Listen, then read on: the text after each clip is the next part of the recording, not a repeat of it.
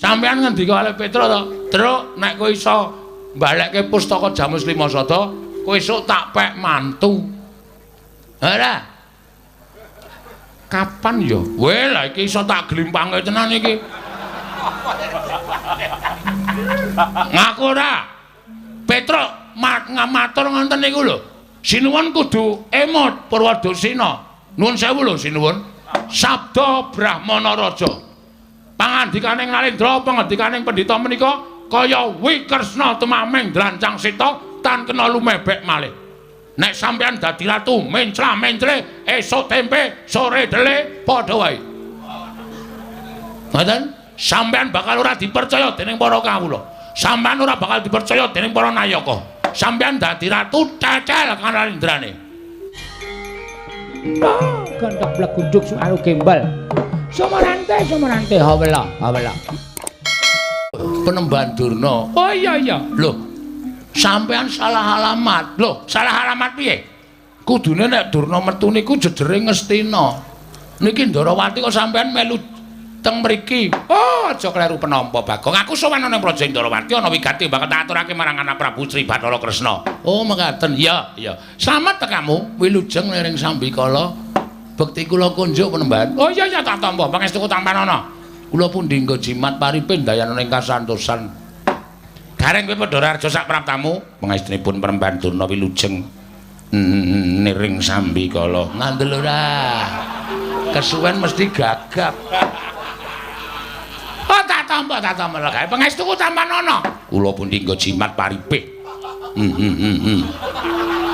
Dayanana. Raos sing batos kuku kula penemban. Wah, isin tenan aku. Sesone aku lunga rasa melu reng. Lah melu ya ora apa-apa.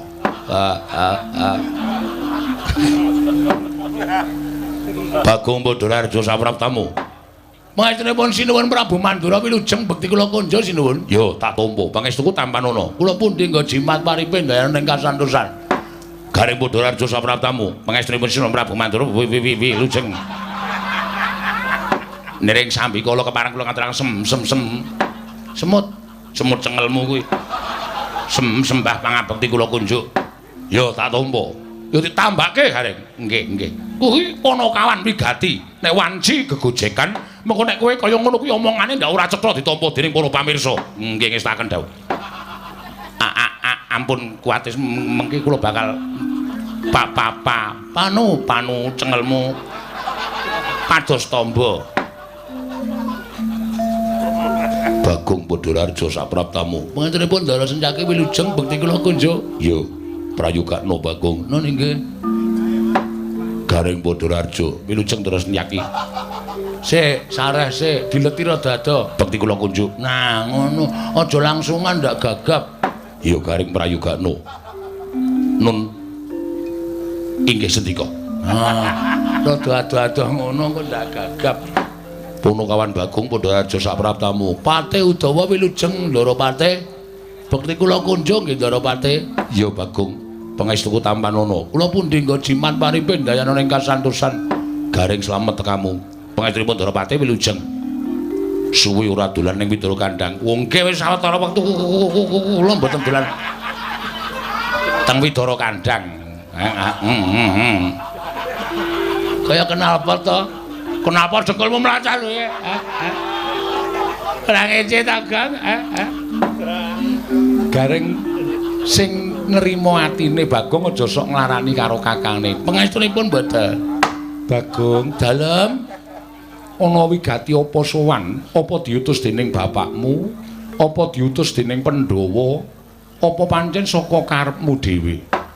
Sampun dipun keparengaken matur sinuwun. Iya wis tak keparengake. Matur sembah nuwun. Nek wonten lepat atur kula Diagung Pangaksami kepareng ngaturaken lebah Siti Sekul. Kleruwe kok mempeng. Apa ora biasane tebah kok lebah. Lebah ngentuh bathukmu ki apa? Ya ora nesu. Aku kan Kang wis ora sama. Rasa omong. Sesuk tak setrikake cangkeme. Yo rasa omong. Nangis meneh. Anggerane kok Tebas itu sekol binung teling ron kelapa. Apuran tambah bila wonten lepat kula nggih kula munjatan kersa paduka Sanata Prabu Sri Bathara Kresna. Jernyatanipun kula menika namung kawula alit. Jernyatanipun kula menika namung piantun ngandhap papanipun. Iya. Mila kiranging tata krami, kiranging unggah-ungguh kula nyuwun sumunturing samudra pangaksami. Dheweke iki ora petha matur kok unek-unekke kakangne. Sapa sing ngrenengi? Lho. Baladewa dunekke sapa ngrenengi? Iya Bagong ora dadi ngopo. Mara gage matura, apa saka karepmu dhewe? Mboten. Apa diutus para Pandhawa? Mboten. Apa diutus bapakmu? Mboten. Lah terus diutus sapa? Mboten. Diutus sapa? Ngapunten kula niku ngantuk e. Lho. Ora kena ngantuk. Diampet Bagong. Mekaten inggih. Mboten diutus bapak, mboten diutus para Pandhawa, mboten diutus Dara Janaka, mboten diutus sapa meneh ya? Para Pandhawa. Nanging sowan kula menika diutus dening Kang Mas kula. Lho. Kang Masku sapa? Kang Mas kula inggih menika Kakak Petruk. Kakak Petruk iki sapa? Petruk kantong bolong.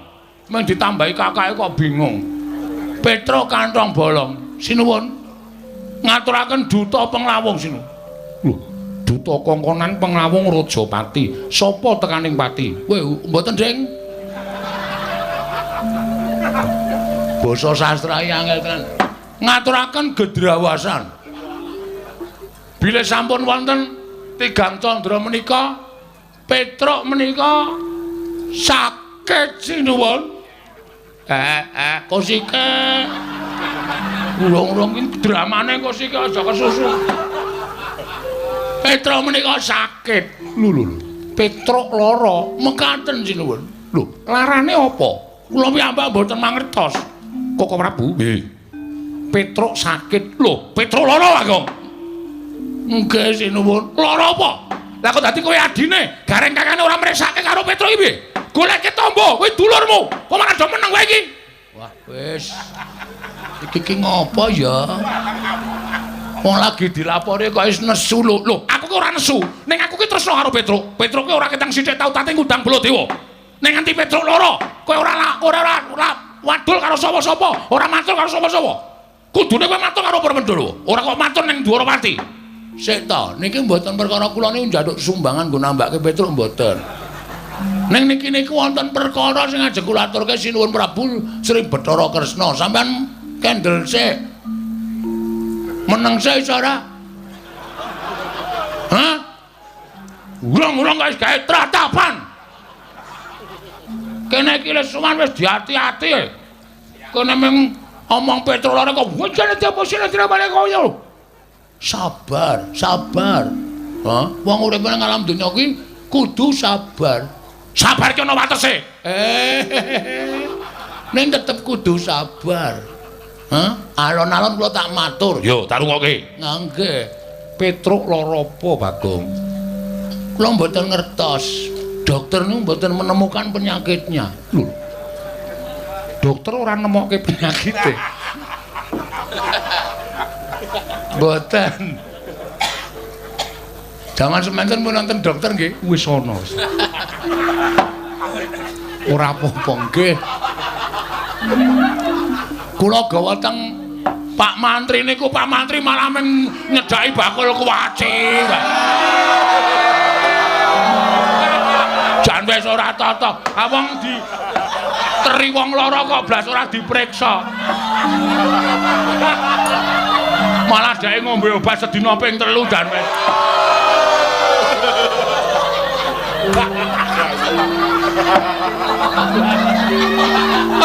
Ora wae. Iki tenanan mau lah. Serius niki. Iya. Mangkelake kok senengane. Lah terus sapa sing goleki penyakite utawa lelarane Petruk? Ha, nalika semanten Kula pun matur ta niku kula presake teng dukun nggih. Dukun niku pun ditropong nggih. Napa jenenge nika? Semprong. Semprong diobong terus ditonton ngangge semprong niku jarene mboten wonten penyakite. Kula Petro niku biasane nek kumat-kumatan niku nganu vertikal. Apa penyakit sing sirahe mubeng? Oh, vertigo kok vertikal. Vertigo. Niku nggih mboten Petro ya waras. Di tes air kencinge niku ya ora ana penyakit napa-napa.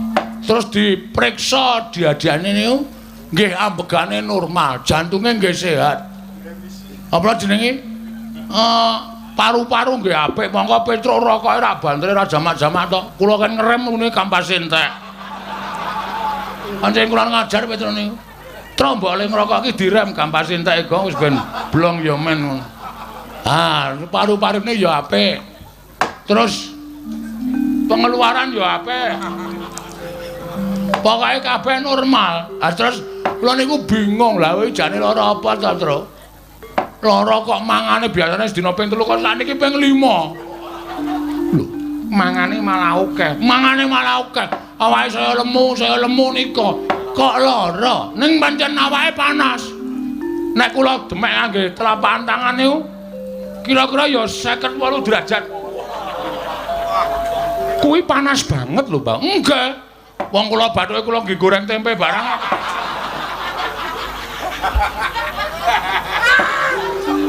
Ngono to nggih. Ah panas tenan. Bathuke kula demek niku panas terus kula kaya lengo klenthek terus kula dalahi tempe pletik-pletik lho to. Bathukmu iso kaya wajan. Iya. Ngoten niku. Hah. Sawijining dina Petro nika gelem omong. Lho, Petro gelem omong nggih. Tru, mbok omong ngono kuwi, Tru. Gong, Reng. Aku arep omong karo kowe. Aku jane ora lara. Ning awakku lemes kaya ora duwe kekuatan. Mergo aku ki mung kepengin nagih janji. Sapa sing janji karo kowe, Tru? Omong. Nek pancen ana menungsa sing wis tau tate janji karo kowe ora ditepati, kowe kandha tak paranane, tak dodoke korine, tak kinange gambir karo suruhe. Kuwi tembunge wong nglamar.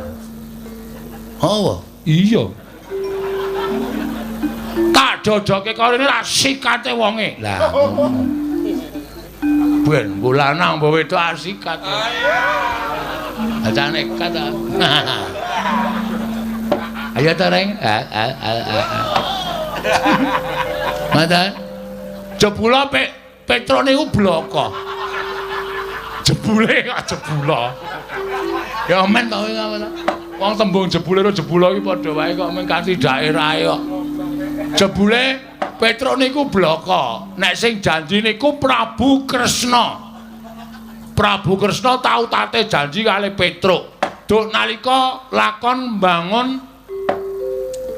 jembatan sampean ngendika kali Petro to. Truk nek kowe iso mbalekke pustaka Jamus Lima Sada, kowe esuk tak pek mantu. Ora. Kapan yo? Weh lah iki iso tak glimpange tenan iki. Ngaku ora. Petro ngamatur ngoten niku lho. Sinuwun kudu emot Purwadasena. Nuwun sewu lho sinuwun. Sabda Brahmana Raja. Pangandikaning Nalendra, pangandikaning pendhita menika kaya Wikresna tumameng Drancang Seta tan kena lumebek malih. Nek sampean dadi ratu menclah-mencle esuk tempe sore dele padha wae. Ngoten? Sampean bakal ora dipercaya dening para kawula.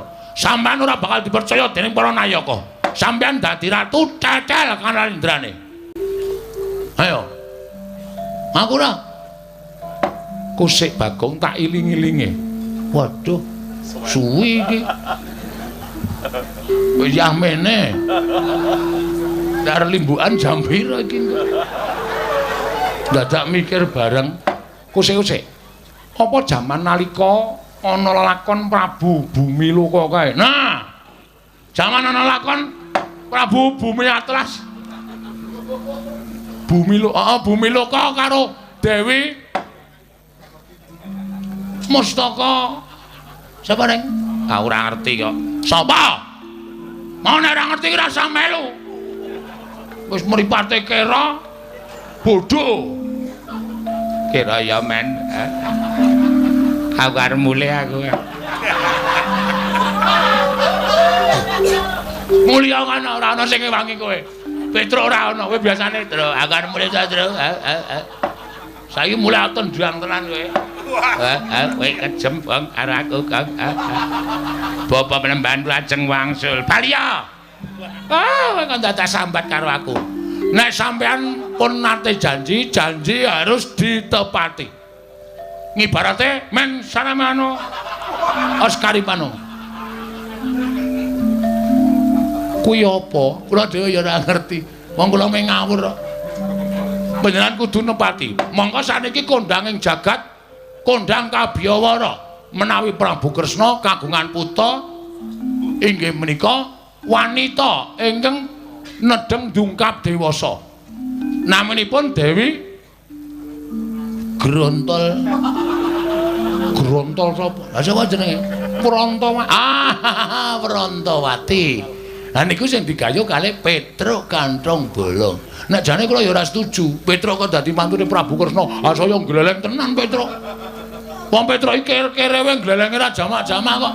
Apa meneh nek dadi mantune ratu. Wah, wis ngeplaki sirah kula saben dina. Wis kono. Wong jaluke rokok ngarep warung ngarep kae.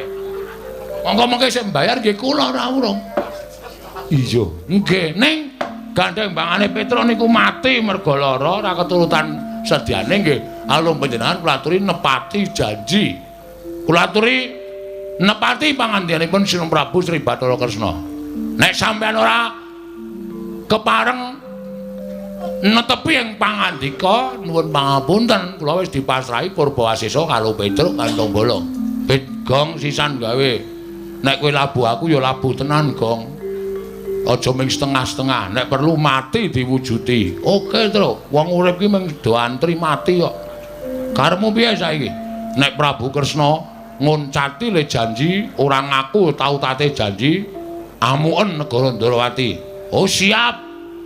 Mula nek sampean ora ngakoni nautate sumpah kali Petruk, dinten mangke kula aturi sedya jagang sing jero, beteng sing kandel. Ndarawati kula buyuki bathange gareng. Aku ngapa ta, Gang? Aku kira ngapa-ngapa karta buyuki. Kula buyuki bathang sayuta. Kula ora wedi mungsuh wong Ndarawati. Bangane kelangan Petruk, luwung Bagong mati teneng Ndarawati, kula lakoni leganing atiku.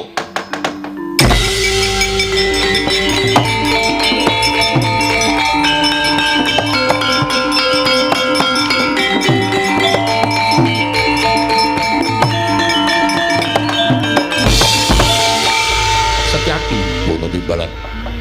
Kowe arep ngopo? Kula sajaipun kok panas krungu suarane Bagong. Dadi kepeti. Santai wae, ora usah dadak kemrungsung.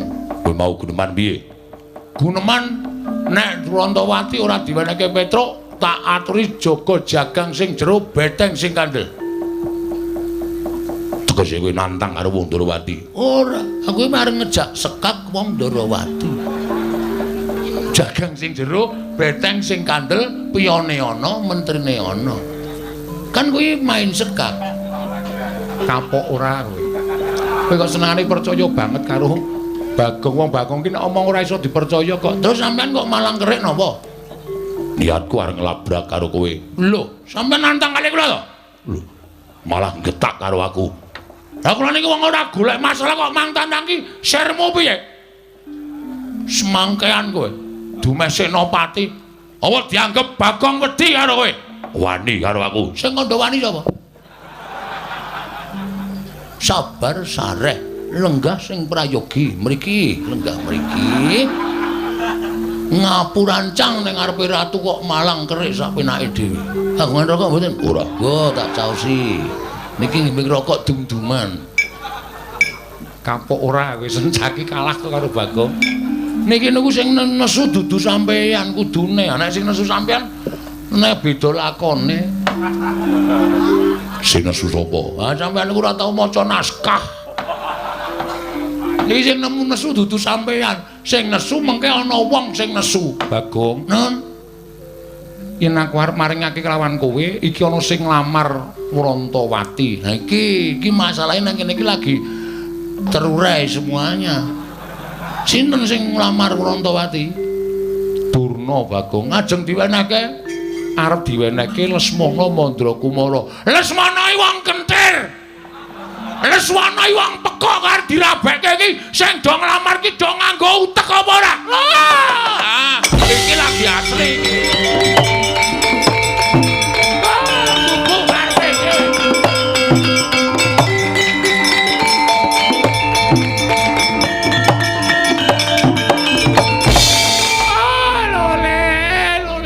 Walu gimbal manyar-manyar.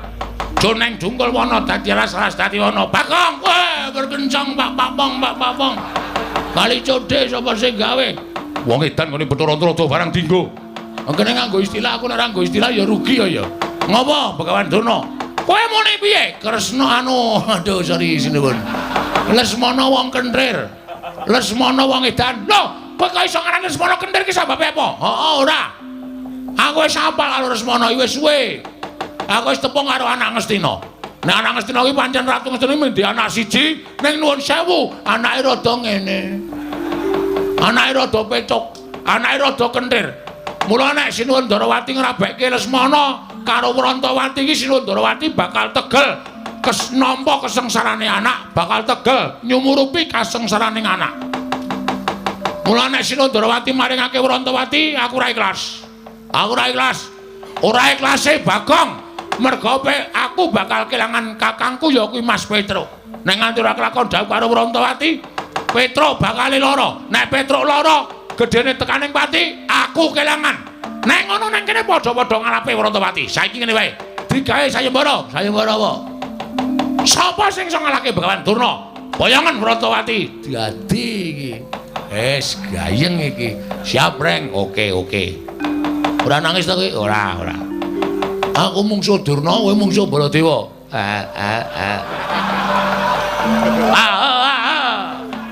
Gresani wong wareg. Anggere weruh terus ngrus wetengku ora. Ngono wae Reng, siap. Ora usah nangis. Niki sayembara sampean. Teng pundi pamane wong neter kanthi dayan. Wah, metu jaba. Wah, cundha manik jeblok pertempur.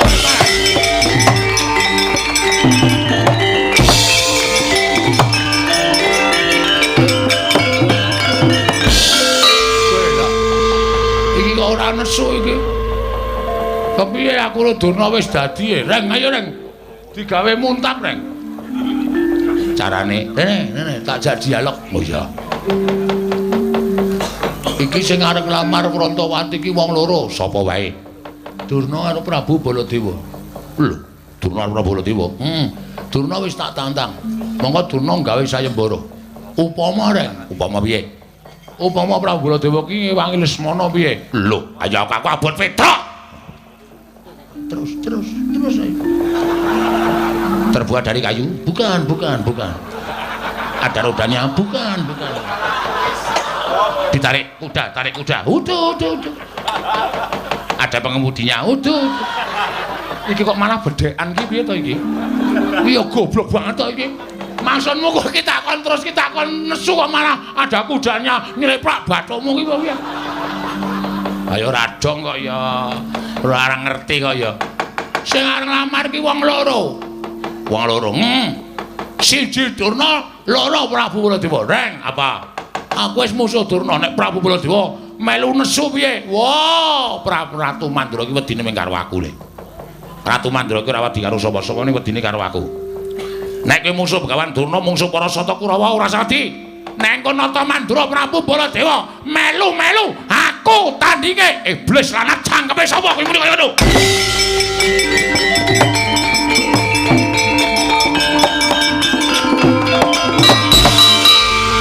Sapa sing arep nantang Baladewa sapa? Sapa sing arep nantang Baladewa sapa? Diar kowe. Semengane gawe masalah ora. Ayo, Reng. Kowe iki wis tak gaweke dalan, kowe wis sumbar ayo. Ki nek nganti kowe engko ora ono sing wani nandingi Petruk ora kelakon rabi, nek Petruk ora kelakon rabi, Petruk mati piye? Mati mbok men. Oh, tak kandhake Petruk kowe yakin kowe. Gong ora tumbak cucuan. Aku karo Petruk ki sayang kok ya. Ha iki muni. Kono kawan. Dalem. Sing arep nantang bolo diwong sapa? Sing arep musuh bolo diwong sapa? Sapa? Ora ono karo ani karo bolo diwong kok ya. Ya Kang ya. Ki tanganku mumpung megar iki kampleng iye. Ora nangis mah. Canggeran dedet kok meng nangis. Titik-titik nangis, titik anggrono wong jajan nangis men ditukokke. Oh, anggrono wong nyumet udut nangis men disumetke. Wong kok kaya ngono lho. Ayo ge wis. Kula sing nantang. Lho, kowe wani karo Baladewa sing tawedeni apamu? Ngendi pamane ono eter kadedean? Manut. Lapangan voli yo gelem, lapangan basket yo gelem, lapangan bal-balan yo gelem. Teng pundi? Ajeng lo eter kadedean sampeyan pasan boyong Urantawati. Urantawati dadi bojone Petruk. Mboten ngeng dadi bojone sapa-sapa. Urantawati dadi bojone Semana Mandra Kumara. Sing kandha sapa? Sing kandha aku. Kula ora ngrentukke. Nek ora ngrentukke arep ngopo? Lho, kula ora ngopo-ngopo. Waduh. Aduh. Iki ra dadi-dadi iki. Waduh, aku kok ya melu bunek to, Bagong. Kon sampean mboten sak mikir. Iki tak pikire mawon. Kula sing metong perkara niki. Wani ngono metu njaba. Ah, metu njaba. Lho, ngopo nang njaba? Aduh, piye kuwi? Piye? Ora dadi meneh to. Mengkono ya ora paham kok kuwi. Tajak metu njaba ora gelem, nek metu jero nek ayo ta. Nek nganti ana apa-apa sapa sing tanggung jawab? Oh ya iye. Kowe ya klembak-klembike kok. Ah, padake ora. Pokoke Urantawati raup anu kok raup. Rabi karo Petruk. Karo Lesmana, karo Petruk, karo Lesmana. Nek kowe ngayal kok tak glandang metu. Ayo tandinge nolok bareng. Wah, latar.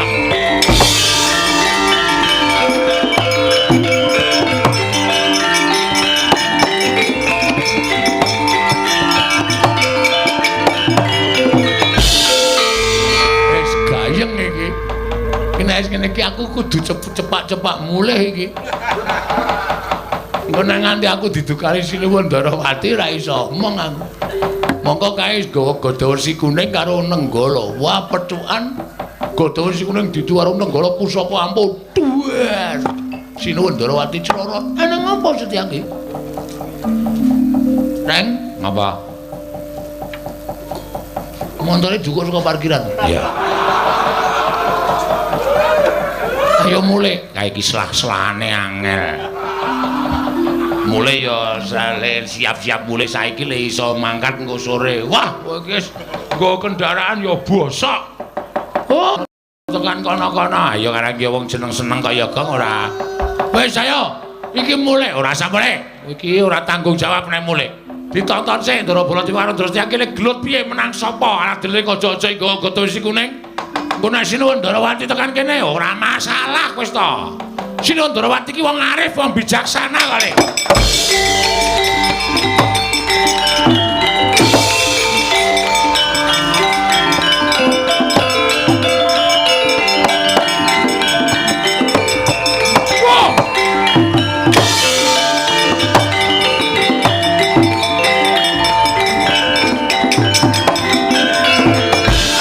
Wah, edan pancen Setyaki wis diniyati tenan yen to belane karo si Bagong.